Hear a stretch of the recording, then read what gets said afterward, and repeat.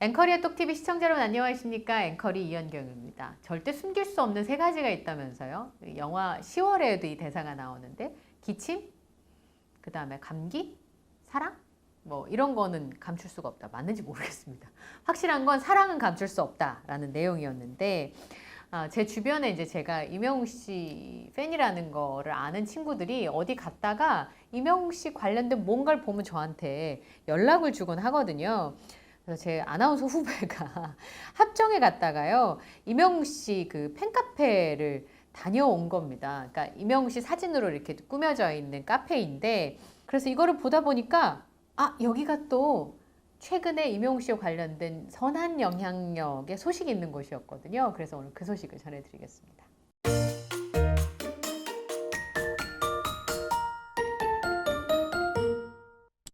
저희 후배가 이제 기왕 커피를 마시는 김에 여기 가서 마시고 싶었대요. 그래서 이 친구는 이명웅 씨 팬이 아닌데 제가 이제 이명웅 씨 팬이라는 걸 알고 이 카페를 갔는데, 여기가 보니까 이명웅 씨 데뷔 7주년 이벤트를 진행을 하시고 저소득층 아동을 위해서 나눔을 한 카페더라고요. 그러니까 우연히 이제 제가 이 소식을 접하게 됐는데, 이명웅 씨 데뷔 7주년 기념해서 마포구에 있는 카페 GOH에서 사흘간 그 이벤트 카페를 운영을 하셨던 겁니다.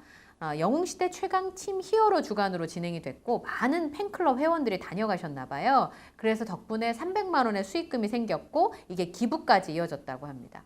이명웅 씨가 늘 선행에 앞장서잖아요. 그러다 보니까 그 이명웅 씨가 선행에 앞장서고 실천하는 영웅시대와 함께 할 수 있어서 기쁘다. 그러면서 기부금은 저소득층 아이들을 위해서 사용해달라라고 하면서 서울 사회복지 공동모금회 서울 사랑의 열매에다가 이제 기부를 하셨습니다. 스타와 팬클럽이 함께 이렇게 나눔을 하는 팬덤 문화는 너무나 아름답잖아요. 근데 거기에 영웅시대가 일조하고 있는 것 같아서 감사하다라면서 나눠준 마음은 도움이 필요한 아동들에게 잘 전달될 수 있도록 최선을 다하겠다. 이렇게 입장을 밝히셨다고 합니다. 제 후배가 여기를 갔다 왔는데 또 여기에서 이벤트 카페를 하셔가지고 이명웅 씨의 이름으로 이렇게 기부를 했다고 하니까 무척이나 반갑더라고요. 여기가 작년에도 이명웅 씨 생일 이벤트 카페를 운영하고 수익금 전액을 500만 원이었는데 사랑의 열매에 기부한 바 있다고 합니다. 이러다 보니까 이명웅 씨 팬덤에 대해서 굉장히 많은 사람들이 주목을 하게 된 거예요.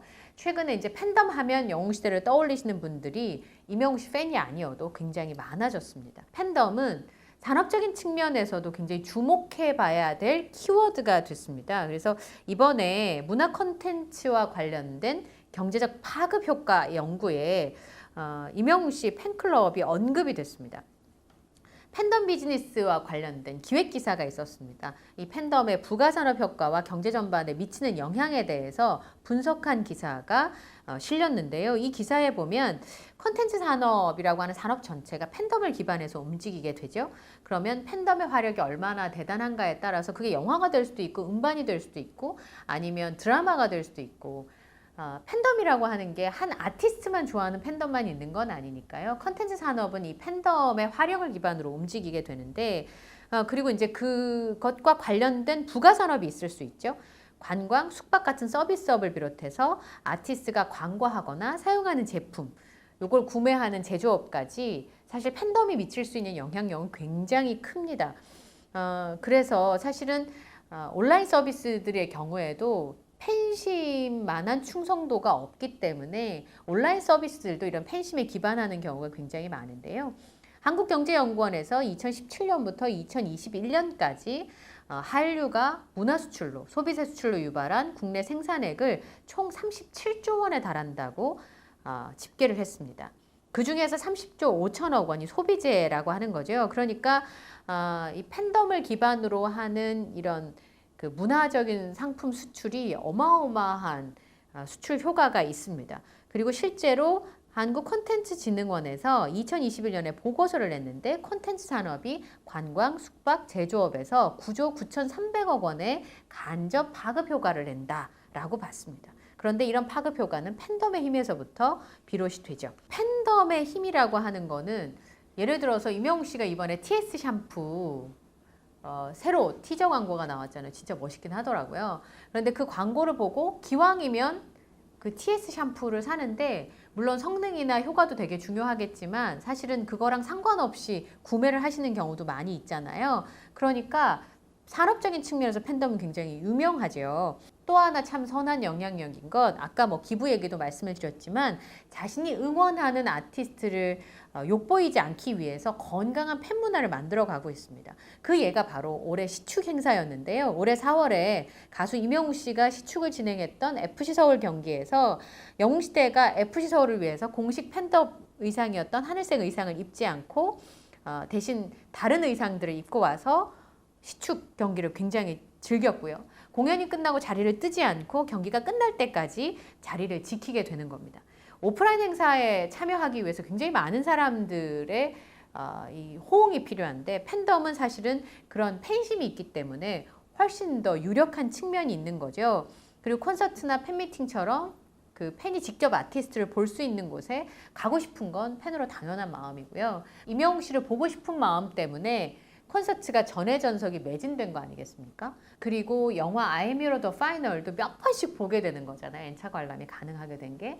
사실 이명웅 씨의 팬심이 이 팬덤을 움직이게 되는 거고 이 팬덤이 움직이게 되니까 많은 사람들이 주목하게 되는 거죠. 온라인도 마찬가지라고 합니다. 특히 이제 트래픽이 제일 중요한 게 온라인 플랫폼인데 아티스트와 협업해서 행사를 하는 이유가 바로 그런 것이죠. 그래서 콘서트 가면 이명웅 씨가 광고한 제품의 그 부스들이 많이 마련되어 있는 게 기왕이면 우리 아티스트가 광고하는 플랫폼, 광고하는 제품을 사려고 하기 때문에 거기는 홍보를 굉장히 잘할 수 있는 공간이기도 한 거잖아요. 이번에 이제 TS 샴푸 같은 경우도 굉장히 어마어마한 그 매출을 달성을 했습니다. 8월 12일하고 13일 날 라이브 방송을 했는데 목표 물량 초과 판매를 했습니다. 이명웅 씨가 브랜드 전속 모델로 재계약을 하면서 활발한 마케팅을 하고 있는데요. 달성률이 130%를 기록했답니다. TS 샴푸가 GS 샵의 경우에는 151%, 그리고 롯데홈쇼핑은 130%를 달성을 했는데 주말 방송 모두에서 임의용 카테고리 부문에서 매출 1등을 하게 된 겁니다. 그리고 남아있는 게 16일, 22일, 26일인데 이때도 굉장히 많은 관심을 부탁드린다 이런 얘기가 있었습니다. 사실 이제 남아있는 홈쇼핑 그 방송을 보시는 이유가 그때는 또 티저 영상 보고 싶어서 보신 분들도 계시고요.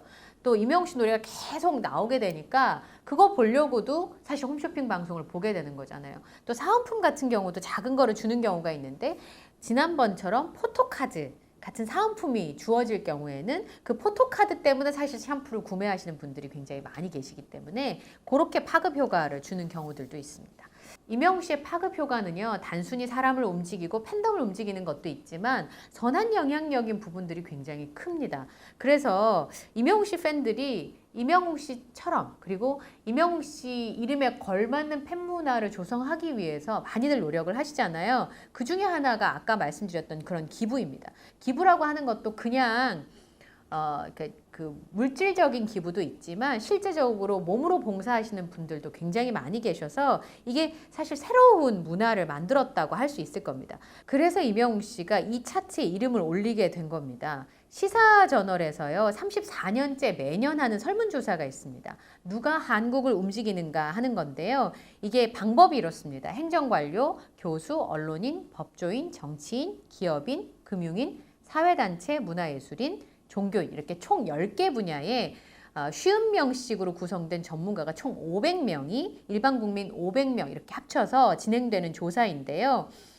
이명웅 씨가 작년에는 2022년에는 10위를 했었는데 전문가 조사에서 2023년에는 9위를 기록을 했습니다.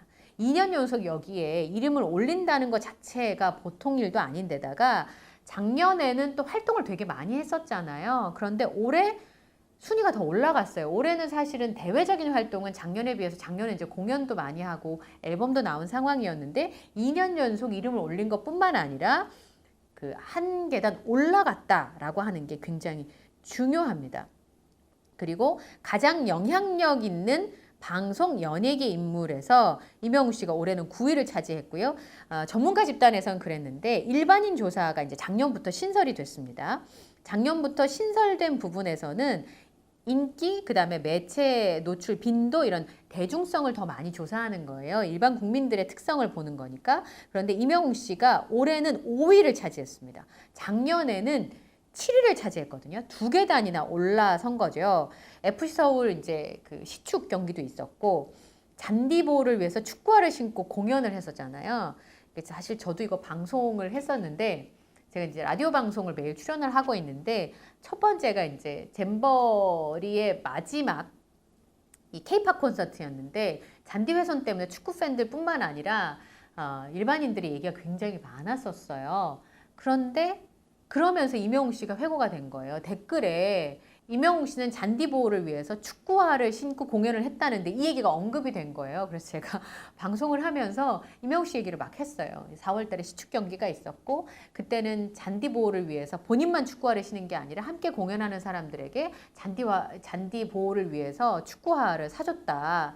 그리고 심지어는 그 돌아서면서 잔디 괜찮아 라고 얘기했을 정도인데 이런 부분에 있어서 10억 원이 넘게 들어가거든요. 이거 관리하는데. 이게 하이브리드 잔디여서 자연 잔디가 95%, 인조 잔디가 5%입니다. 손흥민 선수가 이 잔디에서 누가 제대로 이제 축구를 할 수 있겠냐라고 얘기했을 정도로 서울 월드컵 경기장 잔디 상태가 좋지 않았어요. 그래서 이게 이제 10억 원을 들여서 이 하이브리드 잔디를 만든 건데 이번에 이제 공연을 하면서 이게 많이 망가졌잖아요. 그러다 보니까 이제 문화체육관광부에서 10억 원을 들여서 이제 보수를 하겠다고 얘기를 한 건데 그러면서 임영웅 씨가 회고가 됐습니다. 그러니까 시사 프로그램에서 임영웅 씨 얘기를 굉장히 많이 했죠. 그 다음에 단독 리얼리티 예능인 마이 리틀 히어로도 방영이 됐습니다. 그러니까 작년에 비해서는 사실은 이제 뭐 많이 활동을 했다기보다는 회자가 많이 됐다는 게 더 정확한 표현일 거예요. 그런데 이게 영향력이잖아요. 마이 리틀 히어로에 나온 걸 보고 어머, 임영웅 씨가 이런 모습이 있어? 특히 이제 유튜버인 궤도님하고 얘기한 거 보니까 천문학에도 관심이 있어? 시축 경기를 저렇게 하는구나.